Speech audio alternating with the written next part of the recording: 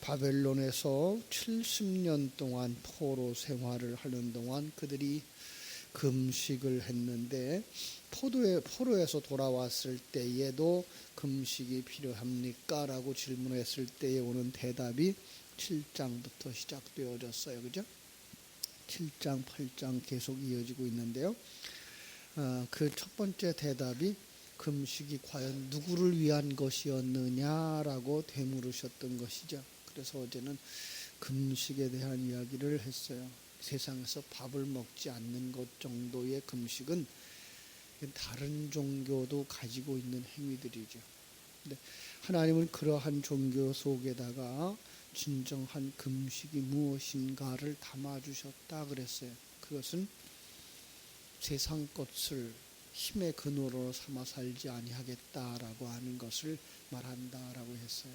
그럼 그 사람은 무엇을 근거로 해서 살죠? 그는 하나님의 입으로 나오는 모든 말씀을 근거로 해서 살아가는 사람, 바로 사람이 떡으로만 사는 것이 아니고 하나님의 입으로 나오는 모든 말씀으로 산다라고 하는 말씀인 것이었죠. 자, 이제 그 자기를 위하여 금식하는 그들이 하나님의 질투와 분노를 가져왔다라고 하는 것이 이제 8장의 이야기죠. 이 성경도 이런 모습으로 그려져 있어요. 앞부분이 금식에 관한 얘기, 뒷부분이 금식에 관한 얘기, 그리고 가운데 부분이 바로 진노에서 돌이켜서 축복하시는 하나님, 이렇게 보시면 돼요. 그렇다면 우리가 늘 얘기하는 샌드위치 방법이죠. 앞에 빵, 뒤에 빵, 그리고 가운데에 고기를 넣는 그런 모습으로 중요한 부분을 가운데 설명하고 있는 거예요. 바로 오늘 이 부분이 중요한 부분이죠. 8장 1절부터 17절의 말씀. 이제 그리고 나서 다시 18절부터 23절까지는 다시 한번 금식에 관한 이야기를 이렇게 덮어서 우리에게 하나의 중요한 이야기를 해주는 거예요. 그 가운데에서 중요한 부분이 오늘 본문이거든요. 질투하시는 하나님에 대해서 말하고 있는 거예요. 질투하시는 하나님에 대해서는 일찌감치 말씀을 하셨죠. 율법을 주실 때. 그래서 질투한다. 하나님은 미워하는 자의 죄를 갚되, 하나님을 미워하는 자의 죄를 갚되 아비로부터 아들에게 3, 4대까지 이르게 한다라고 하는 얘기를 출애굽기 20장 5절이나 또 신명기서 5장 9절 같은 곳에서 반복해서 얘기를 했어요. 자, 이것은요, 우리가 생각하는 것처럼 지금 너희가 하나님을 미워하면 곧바로 하나님은 너희들을 이렇게 심판하실 것이고 자손들을 징계하실 거야 라고 하는 이야기로 들으시기보다는 이제 우리는 어떻게 본다고요? 이미 하나님의 진노와 저주를 받은 인생들이야. 타락한 자들은. 그죠? 그 원인이 무엇이었느냐? 그 원인이 무엇이었느냐? 하나님을 미워하고 세상을 사랑하였기 때문이야 라는 이야기를 하는 거죠. 이게 타락이죠. 하나님을 거절하고 세상을 사랑하는, 하나님의 품을 떠나서 아버지 품을 떠난 탕자처럼 세상으로 내려가는, 그게 뭐예요? 타락한 자들인 거예요. 지금 우리가 그렇게 살고 있었다라는 얘기, 지금까지 우리가 그렇게 살고 있었다라는 거죠. 자, 그들은 하나님의 선민이었어요. 그런데 불구하고 그 속에는 하나님의 백성들이 있었던 거예요. 이제 그 속에서 불러들인 우리를 이제 얘기하게 되는 거죠. 마치 바벨론 포로에서 그들을 돌아오게 했는데 불구하고 여전히 성전을 건축하지 아니하고 자기 집을 건축하고 있는 그들을 탓하고 있는 하나님의 모습, 우리의 모습이죠. 세상을 사랑하는 자리에서 하나님이 건져서 하나님 사랑하는 자리로 데려왔어요. 신앙 안으로 인도했어요. 그런데 불구하고 우리 속에는 하나님의 성전으로 완성되어져 가는 게 아니라 여전히 자기 집을 짓고 싶은 거예요. 지금 성도들의 마음속에 바로 이 부분이 깨어지질 않는 거예요. 물론 이게 깨져요. 그런데 그게 시간이 필요한 거죠. 그래서 그 속에서 지금 하나님의 사람들이 개입하는 것을 이렇게 보여주는 거예요. 그래서 어떻게 하라고요? 자기 집 짓기를 이제 멈추고, 다른 말로 말하면 옛 성전을 헐어버리고, 그리고서 거기다 뭐 해야 돼요? 여호와의 성전으로 건축되어지기를 원한다라고 하시는 하나님의 음성이 담겨진 거죠. 그 일을 위해서 성도가 해야 할 일이 무엇인지를 가르쳐 주시는 진리의 선포, 거기에 경고를 가함으로써 당대의 사람들과 이 시대 사람들, 아니 모든 성경을 읽고 신앙생활을 하는 모든 성도들에게 성전으로 완성되어져 가라라고 말씀하시는 거예요. 자, 그래서 8장 1절로 2절은 이렇게 말하고 있어요. 만군의 여호와의 말씀이 임하여 이르시되, 만군의 여호와가 이같이 말하노라. 내가 시온을 위하여 크게 질투하며 그를 위하여 크게 분노함으로 질투하노라. 시온을 위하여 크게 질투하며 그를 위하여 크게 분노함. 시온 어딜까요? 물론 당시에 그 다윗성을 말하고요. 솔로몬 성 그 시대 이후에는 성전과 그 주변 지역을 향하여서 시온이라고 말을 했던 것이죠. 그러나 실상은 천국을 상징하는 그러한 예표적인 명칭인 거예요. 천국을 위해서 하나님은 진노한다라는 거죠. 질투하는 이유가 뭐예요? 이스라엘이 하나님을 버리고, 왜 버렸을까요? 하나나라가 보이질 않아요. 하나님이 보이질 않아요. 이거예요. 성도들이 교회 안에 들어왔어요. 신앙생활 한다고 들어왔어요. 그런데 하나님이 보이질 않아요. 하나님이 나와 함께 하고 있다는 것이 느껴지질 않아요. 이 부분이에요. 왜 그래요? 아직도 그들의 감각이 살아나질 않아서 그래요. 아직도 그들의 눈이 안 열려서 그래요. 오늘 우리들의 모습이에요. 그러면 어떻게 된다고요? 그러면 자기 집을 짓는 자로 바뀌어진다. 내가 하나님의 성전으로 바뀌어져서 하나님의 성령이 내 안에서 함께 살고, 내가 하나님의 뜻을 깨달아 알고 하나님의 인도하심 따라서 평강과 풍성함을 누리면서 살아가야 할 텐데, 그 부분이 보이지 않고 하나님이 보이지 아니하고 하나님이 나와 함께 하고 있으며 나를 만들고 있는 것을 깨달아 알지 못하면 어떻게 돼요? 우리는 하나님을 이용해서 세상 속에서 잘 먹고 잘 살고 세상 문제 해결하는 것을 신앙생활의 목적으로 삼는다 이 말이에요. 이제까지 그렇게 신앙생활의 목적으로 삼고 살아왔던 이들에게는 이렇게 말하면 그게 뭐 잘못된 거예요? 이렇게 말하고 싶죠. 성경은 그것을 향하여서 자기 집을 짓는 자들이라고 말하고 있는 거예요. 그것을 향하여서 하나님을 사랑하지 아니하고 세상을 사랑하고, 하나님의 뜻을 순종하지 아니하고 자기가 판단하고 자기가 왕 되어지려고 한다라고 말하고 있는 것을 우리가 볼 수 있어야 되는 거죠. 그렇게 되면 어떻게 하신다? 하나님이 이스라엘 백성들을 버리셨어요. 이방인의 손에 팔았다고요. 이게 3절 얘기죠. 만군의 여호와가 이같이 말하노라. 예루살렘 길거리에 늙은 남자들과 늙은 여자들이 다시 앉을 것이라. 다 나이가 많으므로 저마다 손에 지팡이를 잡을 것이요, 그 성읍 거리 위에 소년과 소녀들이 가득하여 거리에서 뛰놀리라. 이렇게 말씀하고 있어요. 자, 하나님께서 그들을 다시 돌아오게 한대요. 그런데 그 돌아오기 전에 그들은 어떻게 됐었어요? 하나님께서 그들을 이방인의 손에 파셨어요. 그리고 다시 돌아오게 하시겠다고, 그래서 그 산이 하나님의 성산이 되게 하겠다라고 말씀하고 있는 거죠. 그런데 그들이 어떻게 해요? 이제는 지팡이를 잡고 다닌대요. 이걸 지팡이를 잡아서 늙어서만 지팡이 잡고 다닌다라는 생각을 우리가 하고 있는데, 그보다 더 중요한 게 뭐예요? 지팡이가, 성경 속에서 지팡이는 뭘 상징해요? 말씀이에요. 이제는 그들이 말씀을 의지하고 돌아와서 살게 되는 거죠. 그들이 무엇과 같아요? 소년과 같고 소녀와 같고 힘을 얻는 자들이 되는 거죠.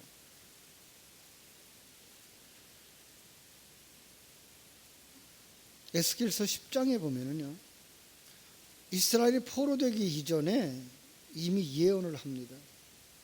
하나님의 성전에서 하나님의 영광이 떠나요. 11장으로 가면은요, 그 영광이 동쪽으로 가버려요. 그래 놓고는 이제 12장부터, 에스겔서 12장이에요. 거기서부터 이제 포로가 되고 거짓 선지자들의 마지막이 어떻게 될 것인지, 우상 숭배자들을 심판하고 불에 던져질 땔감과 같은 이스라엘을 계속 그들이 징계받고 진노받을 것을 이야기해요. 그래 놓고는 왜 그런지 알아? 17장에서 얘기하죠. 제가 여러 번 인용했던 부분이 에스겔서 17장이죠. 독수리가 그 연한 가지를 갖다 심었어요. 그게 포도나무가 돼요. 그래서 독수리를 향하여서 뿌리를 내리고 가지를 뻗쳐요. 그런데 두 번째 독수리가 등장하죠. 그랬더니 이 포도나무가 두 번째 독수리에게 가지를 뻗치고 뿌리를 내려요. 첫 번째 독수리는 하나님을 상징하는 거라 그랬고, 두 번째 독수리는 하나님을 모방하고 나오는 사단이라고 얘기를 했어요. 자, 하나님이 우리를 만들려고 하는 건 자기를 비우고 하나님의 성령으로 충만되어져서 하나님이 원하는 열매를 맺는 포도나무가 되는 거예요. 극상품 포도나무를 맺는 자가 되는 거예요. 그런데 그 과정이 어떻게 해요? 힘들어요. 자기를 부인하고 자기 십자가를 져야 되는 그 과정이에요. 나를 죽여야 돼요. 내가 원하는 욕망도 내려놓게 만들고, 판단도 내려놓게 만들고, 왕의 자리에서 내려오게 만들어요. 그게 싫은 거예요. 그런데 옆에 있는 독수리가 부채질하는 거죠. 사단이. 내게 절해. 그러면 내가 이 온 천을 다 줄게. 나하고 같이 가. 그러면 이 세상 거 다 가지가 해줄게. 그렇게 신앙생활을 하면 이 세상에서 잘 먹고 잘 사는 거야. 사람들 그거 듣기 좋아한다. 근데 우리가 돌이켜보자고요. 신앙생활 20년, 30년, 50년 하시는 우리들의 모습들. 하나님이 그렇게 복 주셨어요? 그래서 우리가 세상 사람에서 가장 높은 자리에 올라가 있나요? 가장 돈 많은 자리에 있나요? 아니잖아요. 이 땅 위에 살아가는 날 동안은 하나님은 그 사람의 그릇만큼 살게 하셔요.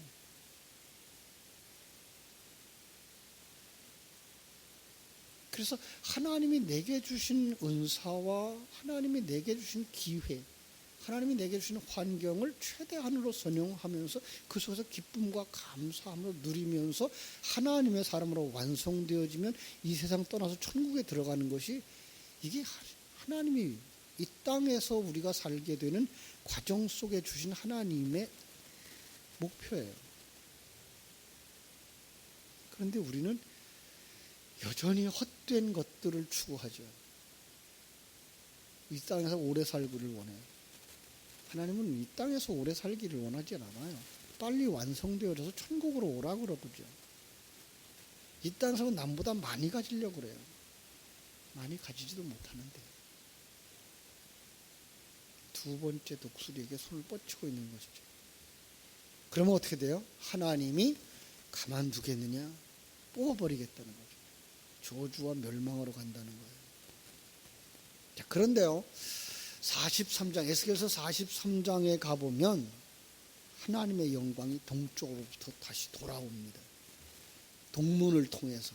그리고 성전으로 다시 들어가는 그런 그림을 그려줘요. 어떻게 그게 가능하죠? 중가운데 예수 그리스도의 사역이 들어가 있는 거예요.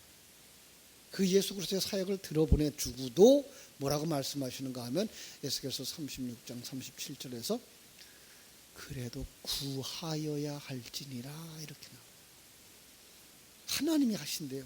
그런데 기도해야만 된대요. 왜 그렇다고요? 나라의 회복, 성전의 회복, 그것이 나하고 직접적인 관계가 있나요? 아니요. 그것이라면 내가 기도 안 해도 하나님이 하셔요. 나라를 움직여가는 것 우리가 아무것도 안 해도 하나님이 움직여 가셔요. 그런데 그 나라를 어디다 만들고 있어요? 내 속에. 그래서 우리는 기도해야 되는 거예요. 하나님의 나라, 천국을 내 안에 이루시기를 원하고 있고 나를 성전으로 만들기 위해서 일하고 계시기 때문에 우리에게 그 진리를 깨달아 알게 하시면서 그 진리를 되새김질하게 하는 거예요. 그래서 기도는 이것 주세요, 저것 주세요, 이 문제 해결해 주세요, 하나님 나하고 함께 계셔 주세요 라고 하는 것들은 아니에요. 물론 그걸 가지고서 이제 처음에 주님 앞에 나옵니다마는 한번 생각해 보세요. 이스라엘 백성들에게 많은 오해가 있어요. 아니 성경을 읽는 사람들에게 많은 오해가 있어요. 8장 3절에서도 뭐라고 말하는가 하면은 내가 시온에 돌아와 이렇게 말했다 그래서 하나님이 시온을 떠났었구나 버렸었구나 이렇게 생각하는데 하나님이 만들어 놓은 이 세상 속에서 하나님이 만들어 놓은 자기 백성들 가운데서 하나님이 떠난 적 있나요? 그럼요. 하나님은 절대 한순간도 떨어지지 않아요. 근데 왜 여기 이렇게 표현했을까요? 그들이 하나님이 그들과 함께 하시며 인도하고 계심을 알지 못했다가 하나님이 은혜를 주셔서 그들이 알게 되더라는 거예요. 한 아주 쉬운 얘기로 이런 얘기를 하는 거죠. 아브라함에게 하나님이 불러내요. 갈대아 우르에서. 그죠? 하나님 내가 너와 함께 하겠다. 내가 어디로 가든지 내가 너와 함께 하겠다. 하나님과 함께 가는 삶. 그런데 이삭을 낳기 전에 그는 견디다 못해서 자꾸만 자기의 그 대를 이을 자들을 가져오죠. 종을 데려오고 나중에 이스마엘을 낳아요. 근데 이스마엘을 낳을 때가 86살. 그리고 99살까지 하나님과 교제했던 내용이 하나도 없어요. 하나님이 떠났다 그래. 하나님 떠났을까요? 아니에요. 그거는 아브라함이 이스마엘을 낳고 이스마엘에게 푹 빠져서 13년을 하나님 관계없이 이스마엘만 바라보고 살았던 거죠. 여러분 하나님의 백성들을 특별히 이 땅에 살아가는 모든 사람들을 하나님은 한순간도 졸지도 아니하시고 주무시지도 아니하시고 불꽃 같은 눈동자로 지키시고 보호하셔요. 우리가 그걸 모르고 살아갈 뿐이에요. 그럼 성도들은 어떤 사람들이에요? 하나님의 생명이 들어와서 눈이 열려서 그걸 보는 거예요. 하나님의 계획을 보는 거고 하나님이 나와 함께 하고 있는 걸 보는 거예요. 어디에 가든지 여러분 이거 가지고 사셔야 돼요. 하나님이 나와 함께 하신다. 믿습니까? 사망의 음침한 골짜기를 다닌다고 할지라도 포로로 잡혀간다고 할지라도 한국 땅에 살든 북한 땅에 살든 미국 땅에 살든 중국 땅에 살든 언제 어디서든지 하나님이 나와 함께 하신다. 이 믿음을 잃어버리면 안 돼요. 거기다가 그 하나님의 존재에 대해서 알아야 돼요. 그 하나님이 나하고 어떤 관계냐? 나의 아버지, 나를 지으신 분이시고 나를 인도하시는 분이고 나를 재창조하고 계신 그분. 지금 내가 그분의 손안에 있으며 이런 일 저런 일들을 통해서 나를 만드신다는 사실을 깨달아 알면 어디서든지 평강을 누리게 될 줄로 믿습니다. 요즘 사무엘상 읽으시죠? 이번 주간에 우리 사무엘상 읽는 주간이니까. 그때에도 그 제사장들이 그걸 몰라버려요. 특별히 엘리 제사장 두 아들 범죄하죠. 왜 그래요? 말씀이 없기 때문에, 말씀과 같이 하지 않았기 때문에. 그러니까 하나님이 함께 하신다는 것은 그 말씀 속에 있는 진리가 내 안에 있을 때 그것이 하나님이 나와 함께 하심이며, 실제로 그것이 하나님이 나와 함께 하고 있다는 것을 깨달아 아는 그것이죠. 그래서 그걸 어떻게 보여줘요? 사무엘상에서는 언약궤가 빼앗기는 그림으로 그려지죠. 언약궤 없는 삶. 언약궤가 있는데도 불구하고 그 안에 진리를 깨달아 알지 못하는 삶. 그러자 엘리의 그 며느리가 뭐라고 죽어가면서 외치죠? 이까봇이라고 말하죠. 하나님의 영광이 떠났다라는. 떠나긴 왜 떠나요? 그들이 알지 못하고 그들이 범죄했다는 얘기를 하고 있는 거죠. 그렇습니다. 이제 포로에서 돌아왔는데 불구하고 그들은 지금 성전 짓기를 잃어버린 거예요.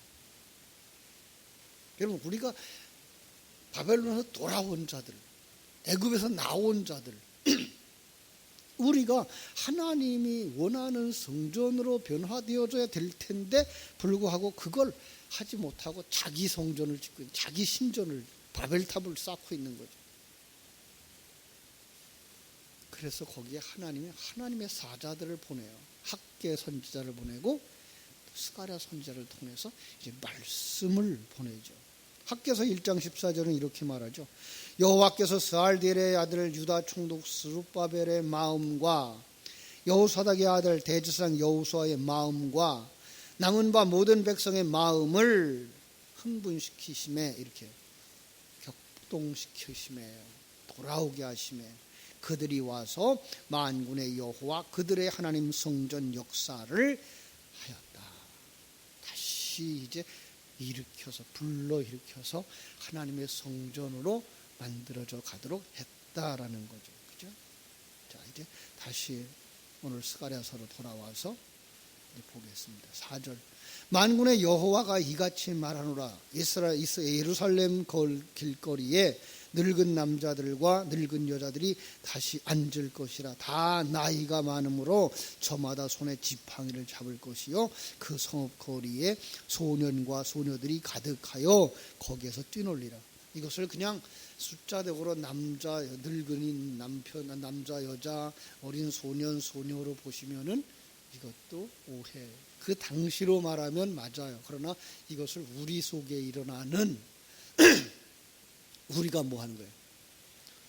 이제 말씀을 의지하며 살아갈 때 우리가 젊은이 같이 독수리가 새 힘을 얻는 것처럼 다시 새 힘을 얻고 생동감이 일어날 것이다 라고 하는 것을 이야기하는 거예요.